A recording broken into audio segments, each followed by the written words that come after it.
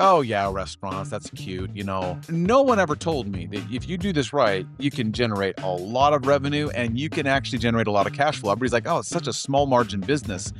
And I always laugh and I'm like, as opposed to my tech companies that were burning cash all the time, like we never had cash flow. We had to keep raising money to stay alive. Andrew Smith runs the Savory Fund, over 150 restaurants, $1 billion plus in sales.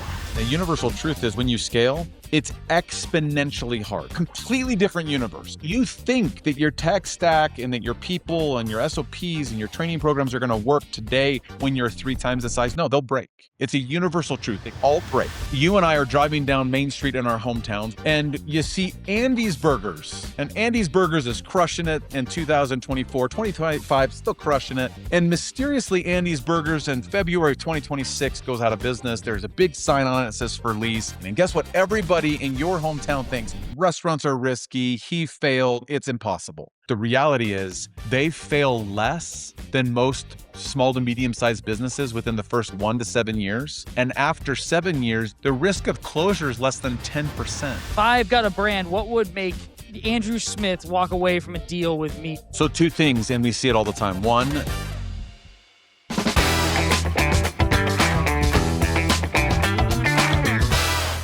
Andrew Smith, welcome to the Restaurant Reset podcast. It's great to have you. I get really excited when I see guests with such a complicated and diverse history of their their working life, because I find that folks like yourselves bring a lot of different experience, a lot of different points of view to this restaurant industry, which can be, really multifaceted, really complex. So you co-founded 3 tech companies, exited all of them, which, congratulations. That is very hard to do. And yeah, then it your is. wife, Shauna, said she wanted to open a restaurant. And your honest reaction was something along the lines of, You're crazy. You're crazy. That's crazy. Yeah. right. Nevertheless, she opened Kneaders in Lehi, Utah in October 2008, which, as everyone will remember if you lived through that time, was a very tough time on the old economy. Banks just collapsing everywhere, but she crushed it from month one. You called her to say, well, hey, I want to come do this with you. And her response was, perfect. My dishwasher just called out, which is a True wild story. True I think story. speaks to the strength of the marriage, right? That she was comfortable going to you for that, and you were like, okay. But at what point did it shift from, oh, I'm supporting my wife's thing to I'm now building a career in this industry? Because the spoiler alert is you've gone on to do some very successful things in the restaurant industry from there. Talk to me about that shift of when you realized, oh, this is a real business that I have a future in here. The 3 tech companies that I did before, it was no cakewalk. I mean, we went through the dot-com bubble, my first one, which was cataclysmic as well, Andy. Right. And then, then it's all up into the right. You think that's never gonna happen again. And then the great financial crash happened in 2008. I'm like, how does this happen to 2, to an entrepreneur 2 times in their career? Not just once, 2 times. Right. And then COVID's, 12 years later, right? Yeah, and then you get into this injury, and then COVID happens, and I think that's just life telling you it's never gonna be up and to the right all the time. It's gonna be a roller coaster. But I think I made the connection in my mind where I just saw the stability of the F&B industry. Yes, it's hard. Every business is hard. Anybody that tells me that food and beverage is harder than some other industries, I just kinda laugh at them, and I'm like, "As opposed to what?" It's like, Yeah. business is hard. Owning a business is hard. Being an entrepreneur is hard. But I remember being in the GFC going into 2009 especially, the market was tough. I mean, if you remember, it was a recession and people Yeah. were looking for jobs, they're looking for opportunity.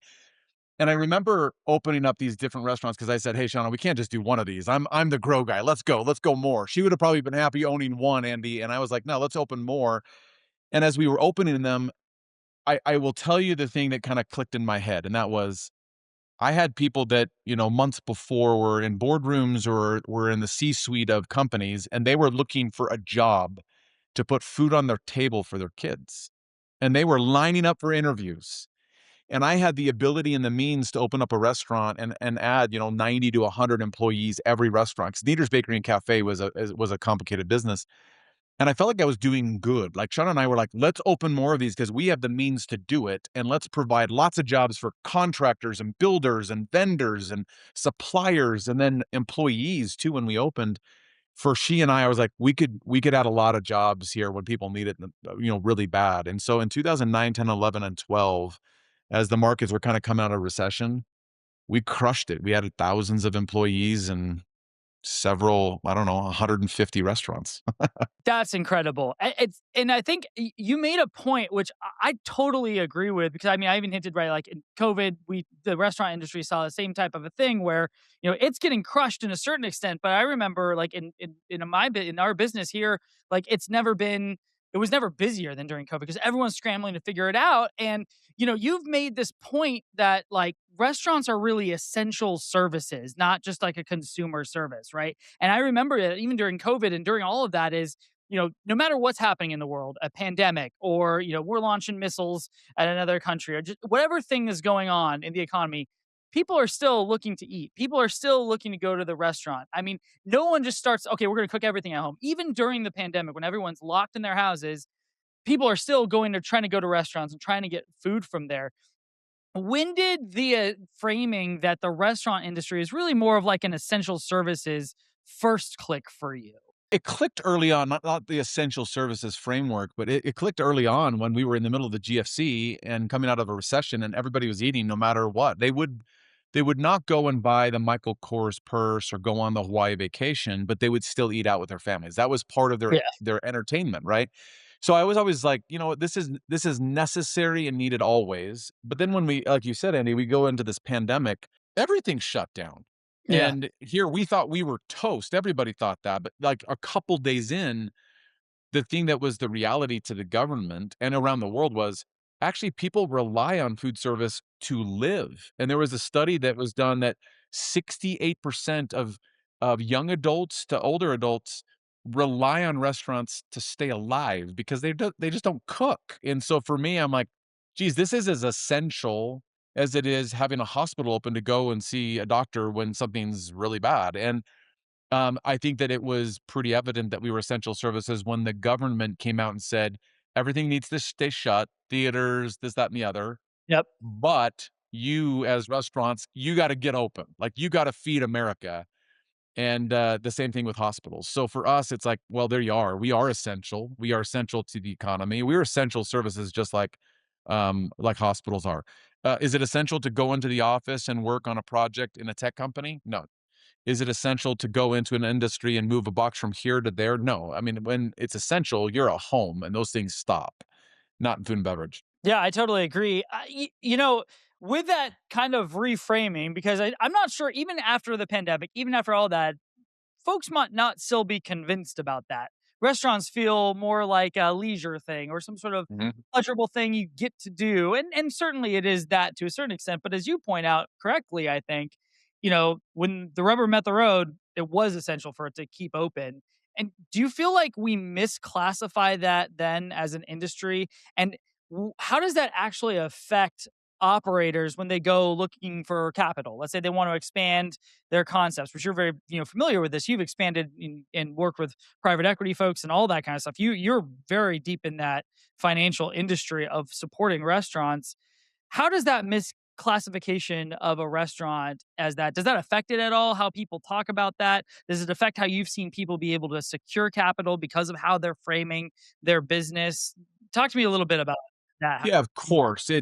I think that the miscalculation, or I would call it the fallacies that we have in the food and beverage industry, just to be very clear, Andy, I had them in my mind too. I actually Mhm. believed the same thing when I was this high and mighty CEO of a tech company. I'm like, oh yeah, restaurants, that's cute. Yeah. No one ever told me that if you do this right, you can generate a lot of revenue and you can actually generate a lot of cash flow. Everybody's like, oh, it's such a small margin business. And I always laugh and I'm like, as opposed to my tech companies that were burning cash all the time, like we never had cash flow. We had to keep raising money to stay alive. So I think, yes, there's always this fallacy and miscalculation around the industry. And because of that, banks and private investors and private equity and everybody, they're kind of like, oh man, isn't that like a risky segment and business? Yes, it's very miscalculated because number one, when other industries are getting pummeled by the markets or by oil prices or by consumer sentiment, we're not consumer. Like people think we're in the consumer industry. consumer industry is like going and buying some Lycra pants at Lululemon, Andy. I don't think you and I are gonna wake up this morning and going, "You know what? I need to go buy another pair of Lululemon pants this week. I have to. I have to do it or I won't live." No, you have to go and eat this week or buy groceries. You have to do something with food. At some point, you have to put calories in your body. You have to, like, every day. And so whether people say, it's essential or not, or that it's part of consumer or not, it's just a miscalculation because we're not consumer like a Lycra pant or Lululemon or a phone or electronics or whatever. It's not consumer, and it's not something that's non-essential. It's both of those collectively and away from those things that give some volatility to the market segment. Because of that, yes, people go, "Oh, it's super risky." Let me tell you what my sentiment is around this whole risky terminology. Mhm. You and I are driving down Main Street in our hometowns. We all have our own Main Street, right? State Street, Main Street, whatever it is, Andy. And you see Andy's Burgers. And Andy's Burgers is crushing it in 2024, 2025, still crushing it. And mysteriously, Andy's Burgers in February 2026 goes out of business. There's a big sign on it that says for lease, and Andy's Burger sign comes off the building. And guess what? Everybody in your hometown thinks Andy's Burgers closed, restaurants are risky, he failed, it's impossible. Right. Because it's so visible on Main Street, people immediately put that fallacy in their head, say they don't work. They all go out of business. But what they don't realize is that in that same amount of time in 24, 25, and going into 26, there were hundreds of companies that went out of business in industrial parks or in a big business tower or whatever. And you know what they did, Andy? They turned off the lights and went home. And guess what? No one knew. No one talked about it. No one knew about it. So I just think that the polarity between risk and restaurants is confused because we're more visible to the public. And because of that, yes, it makes it very hard for an entrepreneur that is a restaurateur to secure funding because of those fallacies in everyone's minds. But the reality is they fail less than most small to medium sized businesses within the first 1 to 7 years. And after 7 years, if you have multiple units, call it 5+ units, and you've been around 7+ years, the risk of closure is less than 10%. That's a lot. That's way less risky than most business segments and indices. And Andy, I just think people have these fallacies in their head for the wrong reason. And I'm telling you right now, I am pounding the drum for everybody to hear that you're mistaking or you're misreading this industry entirely. Mm. And there's I mean, and then it's a big business too, right? Not only are we misreading the industry, Huge, it's a massive industry to misread, massive. which is why I think this type of conversation is really interesting, and especially for the listeners of this podcast who happen to be anywhere from your tiny restaurant operator, someone thinking about opening up a shop, to the folks who are working with the big enterprises. And I think we all see it, and I think there's a little bit of storytelling and narrative that we need to build there. And I think that's why I want to tap into your brain a little bit more on these types of things. So I'd love to dive a touch deeper there. So you and Shauna built four food groups, a four foods group, I should say. Yeah. Yeah. You did like over 170 locations at one point, right? Over $1.2 billion in sales before the Savory Fund Yep. existed. I mean, that's a massive operation, and this included Kneaders, as we talked about, but also Little Caesars franchises, owned brands like R&R Barbecue, Swig, and Mo Betta's. Four Foods was named one of the fastest growing restaurant operations in the US by Restaurant Monitor 2 years running. And then you sold the franchised restaurants and went looking for private equity partners for your owned brands. What happened when you went looking for private equity money? And what was so broken about how those firms approached the restaurant investment? Yeah, it's a great synopsis of what happened, and I would say that the one thing that we saw as opportunity. Every business that I started in the past, Andy, I started it by saying, "That's kind of stupid. Like, why is that? Yeah. Do that? I'm going to come up with something that's a little bit better of a mousetrap and fix it, right?" Yeah. So as we were in these restaurant brands, we were the tail wagging the dog. We were the franchisee growing these enterprises like a Kneaders. The franchisor really didn't have business to be a franchisor because they weren't great at it. But yet we were paying all this money to them, but we had to kind of support ourselves. We built this big operation of 75 people to support my business. And as we were running that, I thought, this is great, but I just don't own any IP or trademark of the businesses that we're growing and creating value in. And so Yeah. we had the experience of working with Little Caesars. Little Caesars, listen, I don't care who you are, if you like the pizza or not, what an impressive business, impressive franchisor, thousands of units. It's like a little ATM machine Yeah, that you open those things up and they just crank. slinging $5 pizzas. It's Yeah, genius. and I gotta be honest with you, they were a great franchisor, and I really like working with the Ilitch family and, Dave Scrivano, the CEO, and the team was fantastic. I had no issues with Little Caesars, but what we realized is, boy, there are a lot of brands out there that could use help crossing this chasm of where you get from, 1 unit, and after several years, serendipitously, you end up having opened 5 or 7 or 10 within kind of your geography. There's all these brand operators that hit this fictitious wall of, "I can't go anywhere else. This is as far as I can go." Well, they just lack the skill set for scale, raising money, hiring a bigger team, which markets to go in, doing that analysis work and knowing which risk to take and having the courage to do so.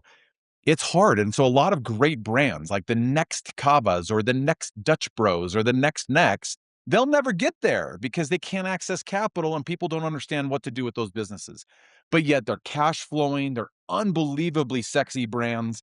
You and I, Andy, we're putting our money into that. Like when we get in the car and we're with our spouse or our friends or our coworkers and we're saying, "Where should we go?" Most people are not going, McDonald's. I mean, it occasionally happens. I mean, McDonald's is a great brand. I actually really respect them. But what you're doing is you're like, let's go to Andy's Burgers. They got this crazy smash burger and da da da. So they're going to the new sexy brands, and we see those dollars going there. So for us, we thought, let's go make stakes in high emerging elite cool kids on the block brands, but instead of using our capital, which we had capital and I have capital, but instead of us always using our own capital Right. and or going out and raising per brand from banks and private investors and always having to convince them, let's do a persistent capital fund structure where you raise the money and have the commits, buy those brands, and then when we want to grow, Andy, we go, capital called, let's grow. Capital called, let's grow. And then we have no more barriers to actually grow these brands the way we want. Yeah, I think that's great. I think finding those brands is really key. We for our platform, I design and lead the product for point of sale, and Dutch Bros came to us when they were like 300 stores or something because we were an enterprise platform but could run on iOS, and they were running everything on iPads, and so we turned over their stores. And I just remember, at that time they were just trying to think about how do we grow. And I went to one of their openings, and I had been to Dutch Bros because I'm from Southern California, and Dutch Bros hadn't gotten there yet. Um, Awesome. but I went up to NorCal, and I was like, whoa. And then we went to a new store opening. They're like, you got to come see this. And it was like 2-mile long, like, drive-through lines, and it's because they had this just aura about them that was just like Yep. the cool kids on the block, coffee shop, and it was like nothing I'd ever seen before. And now, of course, they're at like 1,100 stores and just have crazy growth plans for the next couple years. And, you know, the best thing that would have been is, how do I get in on that when they were at like 20 stores or 10, right? Exactly. That's when, it could really be profitable from a business standpoint. And your business, your the Savory Fund, that's exactly what you're talking about, right? When you find those brands and you realize there's something about that, and now we want to grow it, right? Talk to me about, though, when you take on this a brand, say some cool 12 store salad place that's just like just doing insane business. They've got all kinds of, good vibes, great brand, lots of demand locally wherever they are. What's the first thing your team does in the first 90 days after investing in a new brand? What's your playbook there? How do you come in and look at things, and what do you change? What do you keep the same? How do you go about that in the first quarter? It's a great question because first and foremost, you find these cool brands that are 5 units, 10 units, 15, even 20. We bought a 20 unit brand. They're still kind of in this emerging elite segment where they're not known, they're not a household name. They're probably in one geography or two. People know them. They're not gonna know that brand until it gets into multiple states and you start seeing it all over TikTok and Instagram and other socials, Mhm. and that's fine. But what we look at is a couple things. One, does it still have the founder magic? We actually believe the founder is so crucial in the emerging phase, right? So like between, 0, so they start it with 1 and going to like 100. I literally believe that a founder is the heart and soul of a brand. Now, When you and I walk into a Chipotle or any of your listeners, I don't think that any of us give a crap that Steve Ells started that company. No one cares. Like, I'm not eating that going, I wonder if Steve Ells came up with this new sauce. Like, no one cares Yeah, because it's just a name brand. It's a household brand now. But when we're emerging and you're creating a story and people care about the story, authenticity of story, founder has to be great. So the founder's in. But then after that, we also look for brands that have not just like, wow, they're doing great sales, but is in a segment that's interesting too. The segment itself has tailwinds and we see growth coming from it. There was a brand that we looked at buying and we ended up doing a deal a couple years ago with South Block, and that's out of DC. It's an acai smoothie toast. Well, we watched that segment for years to see that it was a growing segment. People were wanting more and more of that product. But what we notice is that people want it not with sorbet and sugary, additives and stuff. They want a true, clean product. healthy eating. Yeah, So we found South Block, which is the leader in that, and they literally have double the AUVs of anyone in that segment. And so that's what. So then we went after them because we're like, we know the segment, we like the segment, we want you. So then we make the acquisition. Founder Amir Mostafavi is still my partner. In fact, I'm having a call with him right after this conversation with you, Eddie. great. And we're just talking about the next growth and the new markets. We're going to talk about new markets we're going into. The first 90 days, though, so we do a deal.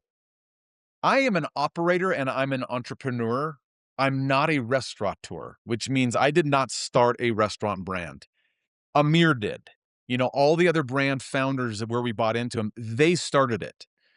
But the one thing that I started is Savory with the understanding that as we come into your brand, the first 90 to 120 days, because we actually create 90, 120-day plans. We tell them all of this, all of them the same thing. And I'm going to tell you what we do. And that is nothing. We're not going to touch anything. We're not going to blow anything up. We're not going to disrupt anything. And the reason why is you're already working. You're working amazing. I love that. And the scary thing for people when you get the big bad wolf PE guys that come in is they're going to come in and change things. And do I have a job? And we're going to throw everything into a commissary. And it's like, I don't care if everybody else is going to do that, go ahead. I'm an operator, right? You want to keep everything calm. You don't even want to throw a pebble in that pond because it's calm. And it's funny because I've had a couple of my founder partners call me after 6 months and go, I can't believe it. Like you said, you were not going to pull the rug out from underneath anything, and you didn't. I'm like, Yeah, I told you we weren't going to. Now, what do we do though? We are in the shadows looking at SOPs, training manuals, um, things that scale and won't scale. And we're making a plan and a foundation behind that brand so that when ready, we start filling the pipe with more store openings in the future. So new NSOs. And then we have all of the systems and processes being built so that when you scale, you take what they're doing really well and you just duplicate that on a system that we've created because having the right tech stack, having the right learning management tool so that when you go into a new market 500 miles away from your heritage, that Andy's Burgers is the same Andy's Burgers as it is in his hometown. And that's where people go wrong. They just say, grow. And then when you grow and you don't have the system or the foundation, the process, the systems, and the people in place, you will blow up. Any brand will blow up, right? Now, does that mean that we're without our flaws and we go into a new market and we go a little too quick without having all of that perfectly set up? Of course. But that's kind of the whole thing with being an entrepreneur is you kind of take off the plane without wings and you're building the wings as you're flying, right? And that's just how it goes with being an entrepreneur and a restaurateur is that you just kind of do it as you go. But we really don't in the first 90 to 120 days. We're not present. We're not visible other than behind the scenes, strategically putting things in place so that when we're 6 and 12 months out, they're ready for scale and they'll feel that. I love that, and I love that you're kind of focusing on the founder mode and just getting kind of like understanding the vibe of of the brand, and is there a good engine there from the vision of that founder. I think that's really cool, and you can see it through your portfolio of brands. I mean, you have every type of cuisine, every type of concept from, I mean, it just, I couldn't even, it would be really hard for me to list it all for what you have. Yeah, we have a little bit of everything. Yeah. Really a little bit of everything, which is really impressive. So that tells me that you're not really pigeonholing any of the type of stuff into a specific box. You're more taking it deal by deal, which makes me think about the flip side, though. Like you've talked about the kind of looking at the new cool kid on the block, right? Let's go grab them. But what is a brand trait that would actually make you walk away from a deal? Like if I've got a brand, what would make Andrew Smith walk away from a deal with me? What would I be doing as a brand or as a founder or as a business that would make you go, I'm not interested anymore. Sorry. So 2 things, and we see it all the time. One, it's the same reason we would get into a deal as I would walk from the deal, and that is, if I meet Andy from Andy's Burgers, and Andy, you are no fun to be around, and your team says he's a tyrant, we are walking from that deal. I don't care if you're doing $100 million per location. We do not wanna work with founder or founder group or partnership that is conflicted. We enjoy what we do. We love the journey. We wanna build a brand that we can be leader feeders and create great opportunities and careers for everybody at the C-suite and down. And so for us, if the founder's not gonna lean forward with us and wanna build a great business with a great culture, we're out completely. And that's easy to find out pretty quick, just so you know. You can figure that out fairly quick. The second thing is you usually see the grittiness of a founder. I mean, I was gritty when I was a founder of my tech companies. I mean, you have to be, you don't have money. And so you see the grittiness of these restaurateurs. They open up store number one, and let's just say they spent $200,000 to build it, and they're Mm. crushing it out of that restaurant.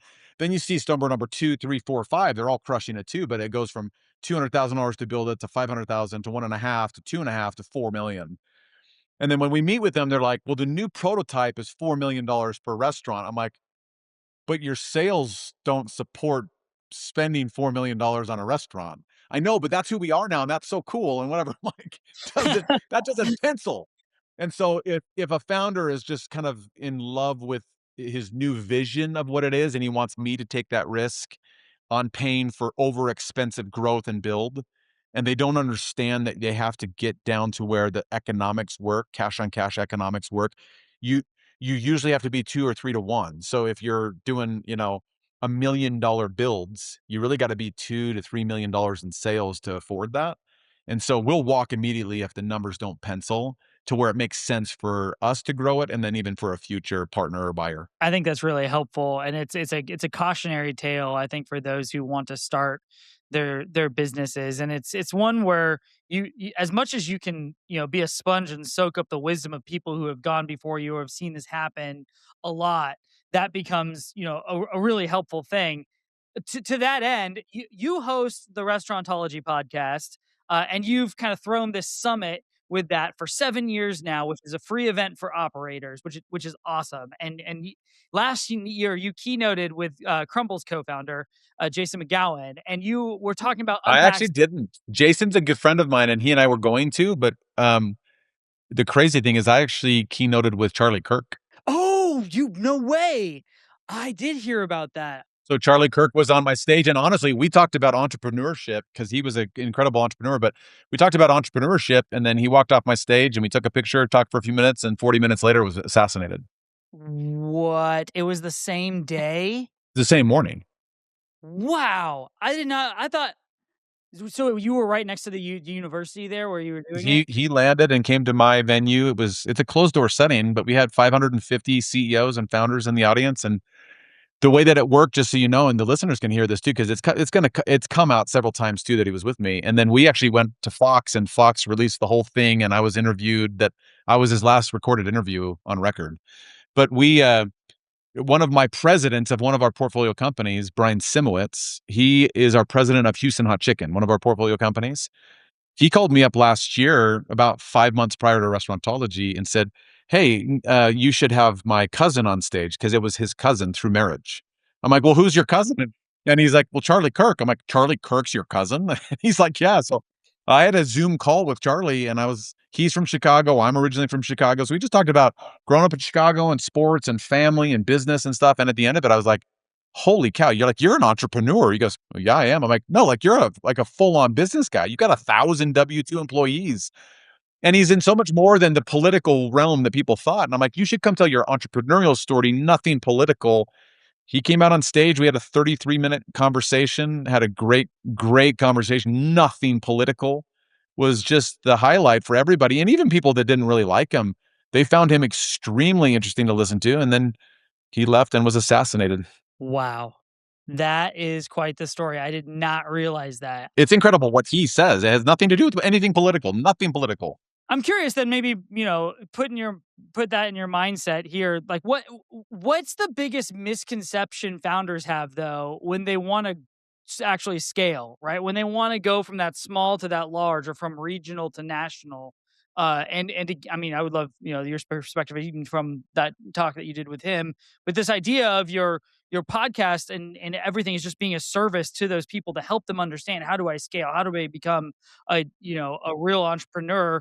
What's the misconception that people most commonly have when they think they're ready to scale? We talk about it often and, on my podcast and with guests at Restaurantology, but it's the same thing, and the universal truth is when you scale, it's exponentially hard. So when you go from 10 to 20, you think, "Oh, it'll just be, like, double as hard." I'm like, "No, no, no, no, no, no. Exponentially harder." And Then completely you different. Yeah, completely different universe, and then it's like, "Well, let's go from 20 to 40 and then into new markets." Even more exponentially hard, and I say this all the time, your systems, as good as they are today, and Andy, you should know this because you are in the industry with tech as well. You think that your tech stack and that your people and your SOPs and your training programs are gonna work today when you're 3 times the size. No, they'll break. It's a universal truth. They all break. And then you have to rethink the next phase of growth with a new set of training and SOPs and stuff. And not one shoe fits all. I can't use the same shoe for every one of my portfolio companies because they're all different. They're in different Yeah. markets. They have different types of, restaurant fare. So it's different prep and it's different, day parts. And it's so everything is different. There's not one shoe fits all. And it's very similar to in tech. You think that if I build this tech this way, it's going to work the same. Well, then why doesn't every single tech company hit a grand slam and go for trillions of dollars? Because not one shoe fits all. They're all different. And if you were to try to build that, it's really expensive. Very expensive. A shoe that fits anybody, and then to try to make it something you can walk up, I mean, that's one of the reasons, like, why for us, there's a lot of M&A that went involved, in a lot of our different platforms to kinda help create that scalable business because even with one platform, it's really hard to do that. We have to Really pull hard. together a lot of different, solutions to make that happen. Yeah, I one other, gentleman that I interviewed had that same thought of, like, what worked for you at 2 stores is not gonna work for you at 20 stores, and what worked for you at 20 stores is not gonna work for you at 200 stores, and the cost of doing that business, if you want to be that person, you have to understand you're going to have to change some stuff. There's just no way that's gonna happen, and it's interesting, so you would say that would that be if you had to pick the one thing that people almost always underestimate about going from regional to national? Is it that piece? It is that piece, and I will just say this for any industry, there are some universal truths between this or any other business because there's times too that I actually will take um, I'll take meetings from other industries because they know that I've been in and I've built other businesses too, other than just this industry. And I say the same thing to every entrepreneur. It's going to take 3 times as long and it's going to cost you 3 times as much. It just is. And so people think that they're going to just go grow a business. And it's like, I promise you, you think that you're going to be able to do this out of cash flow or you're just going to go buy you know, or go to a bank and borrow whatever money you want. It's not that easy and it's going to cost you a lot more and it's going to take a lot longer. And so don't underestimate those things. It's going to take you longer. It's going to cost you more. Yeah. Yeah. Okay. I think those are the real truths that folks need to hear as they're considering, growing their business in that. Another piece, and I want to kind of flip it to go a little bit more personal for you because you have a unique situation that many people don't always have. And when they do, it can be sometimes complicated. And I think it'd be good to get your perspective there. For you and Shauna, been married 27 years? 27 years. Yep. 27 years, okay, and business partners for 18 of them. So you've got the in the whole the separation of church and state is not there for you guys. You guys are as business partners and married, and that has been historically a complicated thing. But you've seen great success together as partners there in throughout your business, and I think you said on one of the prep calls that something about the way you responded to Shauna's restaurant idea early on was a lesson in what it takes to stay married long term. Can you unpack that for me? Like what does that mean? Yeah, so, when people are so surprised by that, they're just going, "Wow, you guys have been business partners for 18 years and you guys are still married?" And I listen to that, I'm like, "Well, how sad." Like, how Yeah, sad that right. that's like we live in a world that everybody thinks that if you spend too much time with the love of your life, your partner in crime, your ride or die, that Mhm. it should suck. Like, I don't understand that. So for me, it just seems normal to be like, "Well, she's my partner in life. She's my partner in everything, partner in kids, family, well, why can't it work? She's my partner in business, right? Yeah.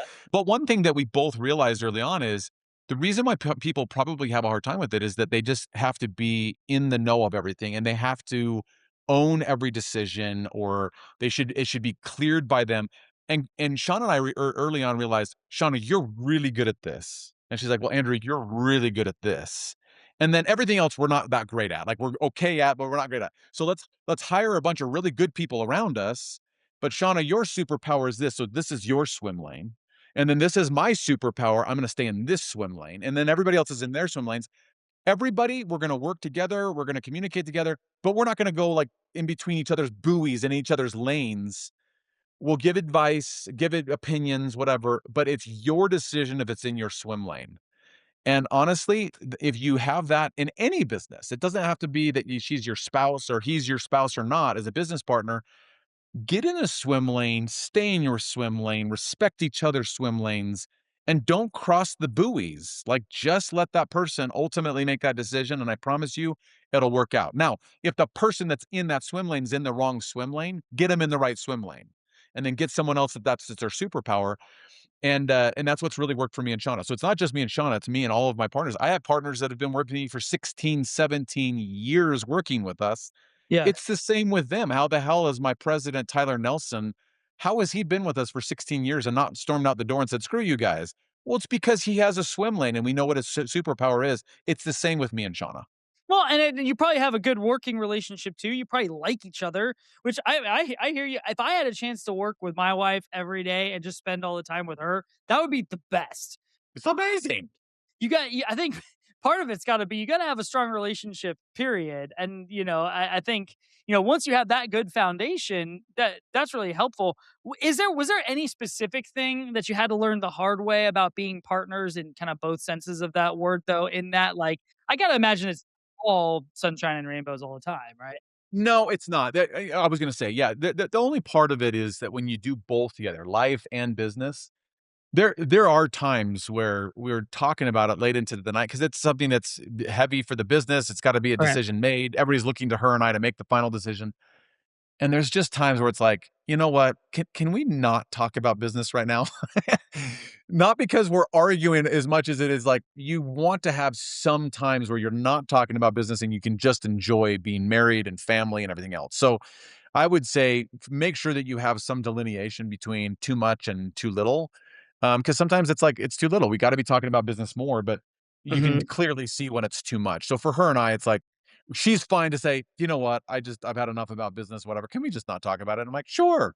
Because earlier on this, 5, 10 years in, it's like we're bickering about dumb little things. Never like a fight where I'm storming out or she's storming out. It's just like we're bickering about who's right or wrong about a decision. And it's like, do we really care? Like it doesn't matter at all anyway, especially for our relationship.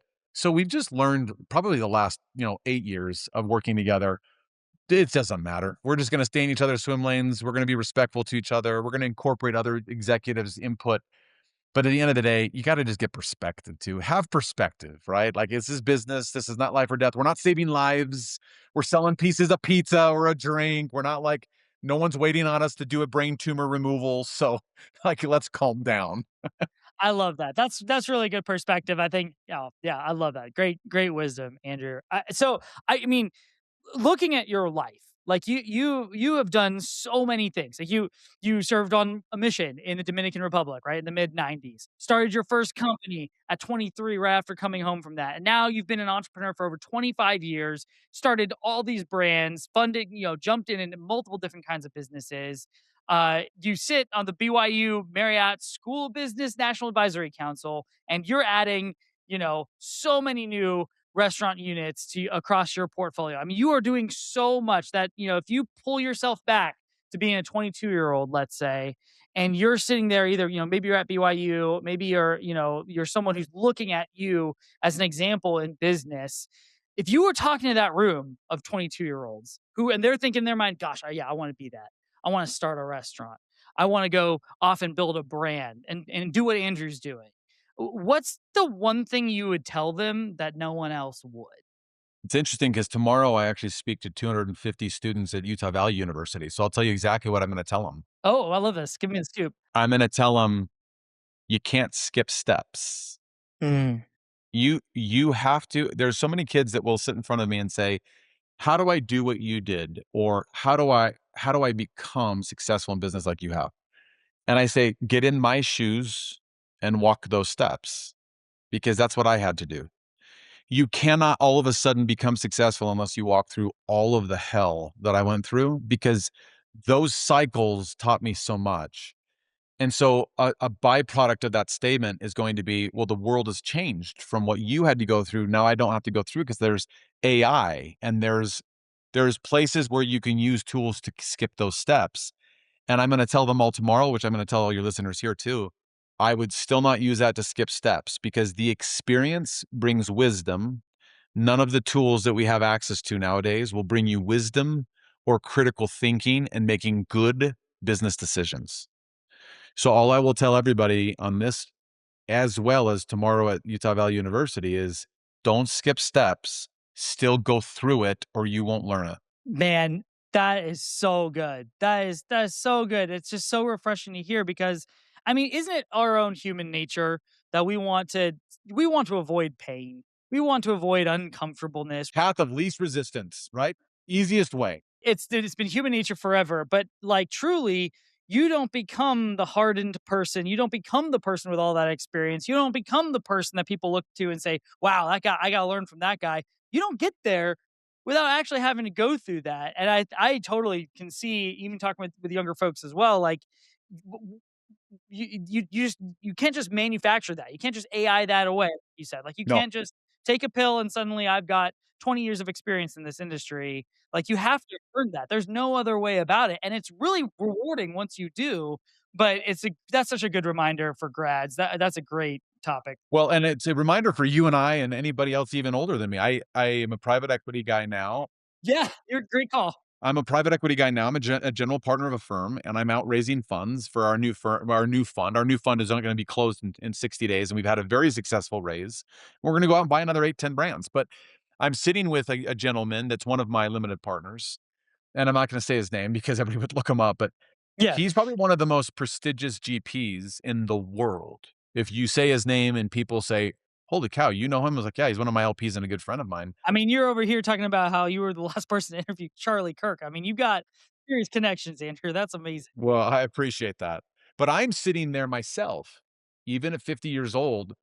I literally felt like I was that 22-year-old kid in college listening to this person speak, just like wanting to type every word he was saying because he's raised tens of billions of dollars over a 40-year career of raising funds and placing it and turning it. And I just listened to all of it. I'm like, if he wouldn't have walked those 40 years and raised those Mhm. tens of billions of dollars where he lost billions and he made tens of billions, he would not be able to tell me all the stories he was telling me that I was learning from. And so in my mind, I just think about, well, if AI was around 40 years ago or all these tools that could make him skip steps, would he have all these stories that are actually teaching me how to do my job better? No, no. So you have to walk those steps. Yeah, I would completely agree. I love that. I think that's where we got to leave that piece. I think one of the last things I'd love to do from you because I bet you've got some really good recommendations here. We try to leave our listeners with 3 books, podcasts, resources, something that for you personally really helped grow you into who you are. And if someone sat down and said, "Give me your 3 recommendations. What are the 3 things I should go read?" I feel like you might have some good ones. Would you be able to share any of those types of recommendations with us? Yeah, I only have a couple though because I've read a lot of them, and I got to be honest with you. After you read so many different business books through a career, Starts to sound the same? it starts to sound the same. But the ones that stand out to where it's like, man, I just don't think one book or a few books have ever really topped them would be a book called Nail It and Scale It. because that's what you have to do in business. So everybody look it up, nail it and scale it. It doesn't matter who the author is because you're gonna look up the book and it's the only one that's called that, and everybody's like, "Oh, I don't know that author." But the thing is nail it and scale it, and it's you gotta nail your stuff before you grow, and everybody wants to just grow, grow, grow, grow, grow, grow. It's like, slow down and nail it down, and once it's nailed, you'll scale. You just will. Um, How to Win Friends and Influence People is an incredible book because it just gives everyone at any age the ability to understand how to work with one another and actually how to get on the same page with one another in business and in life and everything else. I just think that everyone should read that one. And then the all-time great is Good to Great. It's Yep, just Good to Great. There's not a lot of books that can topple that one in my mind where it just has good rudimentary business principles we should all follow. So those are the 3 books. that's great. As far as podcasts right now, I think All In. Yeah, I mean, everybody's gotta listen to All In. That that one's a crazy one to be listening to right now just because they talk about from business to PE to growing business to public companies to geopolitical to socioeconomic to everything. It's not just one thing, which I like, and these guys are all ballers that we should all learn from because 'cause they've seen a lot, and so it's pretty fun to listen to.